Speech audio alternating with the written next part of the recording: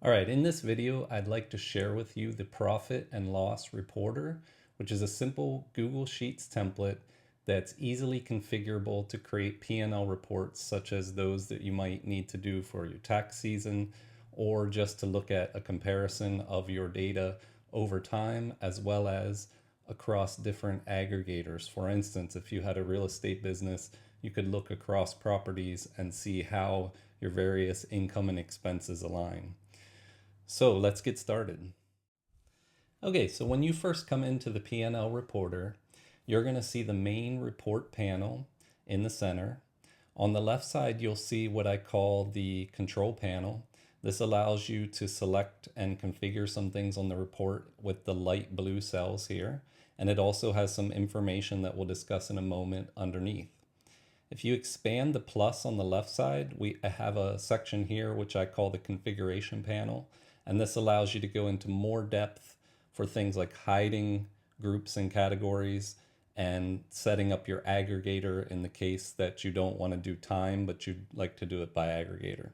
So let's talk about this section. Let's start here. The most important thing is to align to a certain data set that's underlying, and that is a category sheet and a transaction sheet. And that's where you'll enter the name of those two sheets here. For instance, I have the dash B because this is a business data set, but many people may just have a transaction sheet or category sheet. But you can create this report against different sets of underlying data, so you could change each report to point to a different data set. The next thing you can do, I do want to point out first though, two prerequisites. Number one is all categories must be unique. So even if you have them in the same category in two different groups, the category must have a unique name. The second thing is that your category sheet should have a category, group, type, and hide from reports columns. So it needs to have those four columns in order to work properly. And your transaction sheet should have a date, a category, and amount. And then if you want to work with an aggregator, we'll talk about that in a moment. The next thing is you can pick the transaction types to display. And in your category sheet, each of your categories should be of a type income, expense, or transfer. So here in the type, we have income, expense, and transfer. And those are going to be the ones that are displayed based on what you've checked here. So you can see in some cases, people don't like to display transfers, and I have that unchecked, so it's not in my report, but as soon as I check it, it shows up in the report.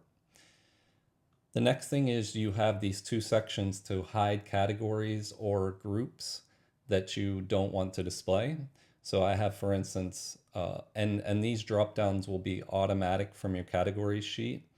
So I have, for instance, the expense capital expenses. I want to hide that from my report. So I've selected it here to say, please hide that. If I undo that, you can see that it will show up in the report. I'm going to undo that so it will be hidden again. And you can do the same thing with various categories if there's, for some reason, something that you don't want to show up in your report. We'll come to the custom layout last. But the other thing, which is quite interesting for this report, is called the aggregator selection. So in your transaction sheet, you have columns, and one of those you could decide to be an aggregator for this type of purpose for creating a P&L report. And in my case here, my use case, I've done a real estate business where I have the property column, and I select that as my aggregator selection. So just backtracking for a moment here in the control panel, we can pick three different types of reports here. We can start with two time-based reports, that's by month or year, or we can do the aggregator. So if you pick the aggregator, you'll need to select a aggregator column here before your report will populate correctly. And then for the 12 columns that we have available, you can pick a value, a different aggregator. So in this case, we have properties, and I can pick one for each column. And then because those names are kind of long and we want the column to be a reasonable width, you can change the thing that's displayed there with this alias. So in that case, Running Brook is RB2. Okay, so we'll come back to the custom layout later, but let's now talk about the control panel here. We just talked about the aggregator, so you can see that when you do that, you'll have a comparison of different selections for your aggregator.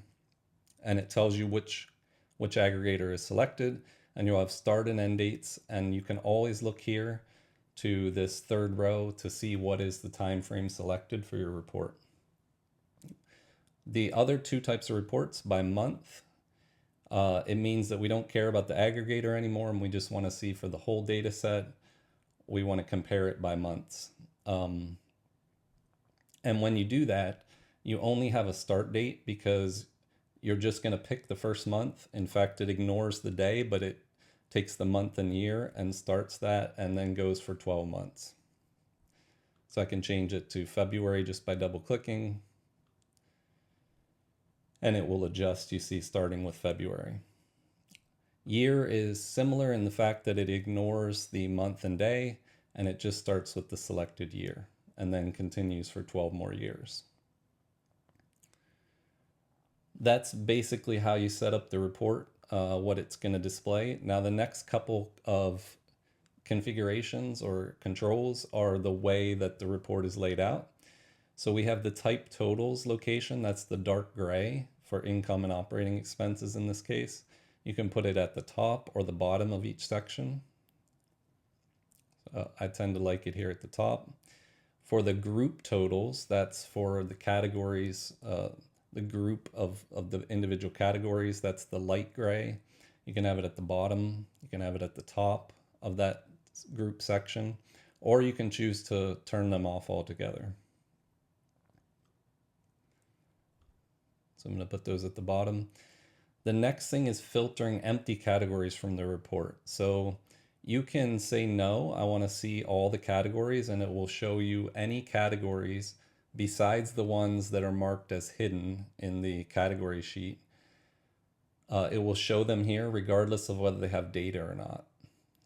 If you don't want that to be cluttered in your report, you can say, I want to filter them. And then you can decide to display down in the information section below whether you want to see the list of what's hidden or not. So yes, and list below will list the categories that have been filtered out because they have no data. So you can just have an information of which ones those are. Or you can say yes and don't list them below. The padding character allows you, and I'm going to change this back to the aggregator, where you see these empty spots that have that are basically zero sums. You can put a padding character there if you want to, if you prefer to have a dash, for instance, or some other character, or even zero, and that will fill out the report for any empty cells. Okay, so the last part of this is the information section under the controls. And the first one is for uncategorized transactions. So it's kind of important in my mind to know that the data you're looking at here, if it contains everything in that time period, and if there's a transaction that's uncategorized, you wouldn't really know that because we don't have an uncategorized line item. So I put this caution here in red to tell you should go back to your transaction sheet because in this time period you have 10 uncategorized transactions. And then if you've selected the aggregator report, you can see that goes away when we don't have the aggregator selected. But when you select by aggregation, if you have any transactions that haven't been tied to your aggregator, it will tell you that here as well.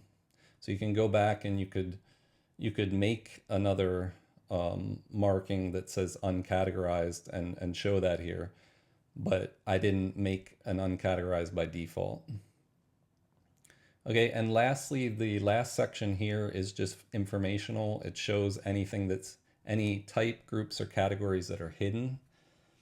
And that's based upon what you selected over here.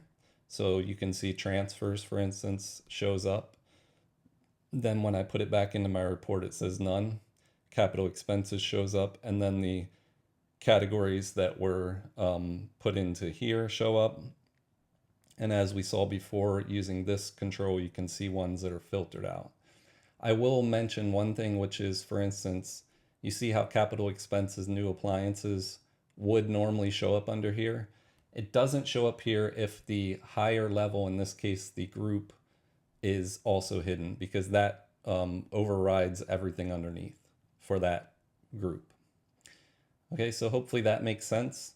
And in a moment, we'll go to the last thing, which is the custom layout.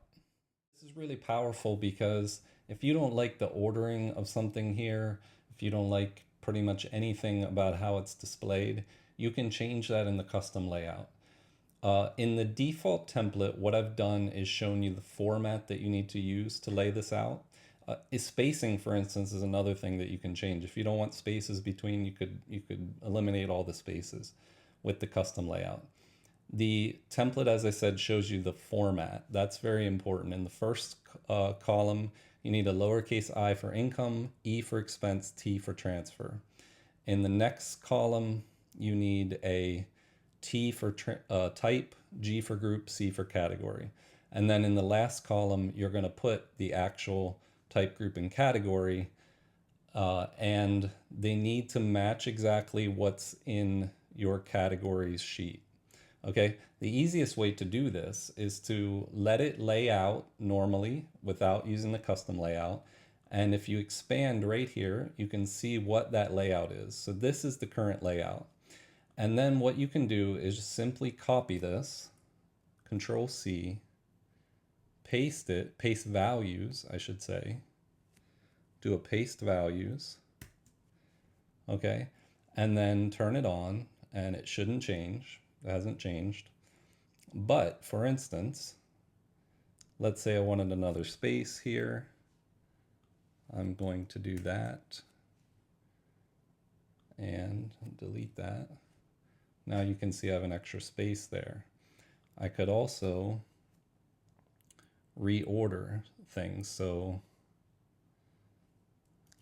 let's say I want association dues to come first in the admin and other section. I'm just going to move it down one. And then I'm going to, actually I should have moved everything down. And then I'm going to put the association dues at the top like this. And just move this back up. And that's it. But basically you could lay things out. Now it's important to know that the custom layout's in use, because let's say you close this all up, come in here on another day, and you're thinking, wow, I just added a new category and I don't see, why is it not showing up? Well, that's because the custom layout's in use and it's only going to go by what's in the custom layout. It's not going to automatically pick up new categories. So that's very important to understand. I've put this note here, custom layout in use, so you can try to remember that. And that's basically it. That's how the custom layout works. So that wraps up the brief demo of the PnL Reporter. I hope that you enjoyed it, that you like what you see. Feel free to follow the link in the video below for to get a copy of your own at my website. It's a one-time paid template, yours to keep forever. And I hope you enjoyed. If you have any feedback or any questions, feel free to reach out to me. And until next time, I'll see you with another sheet.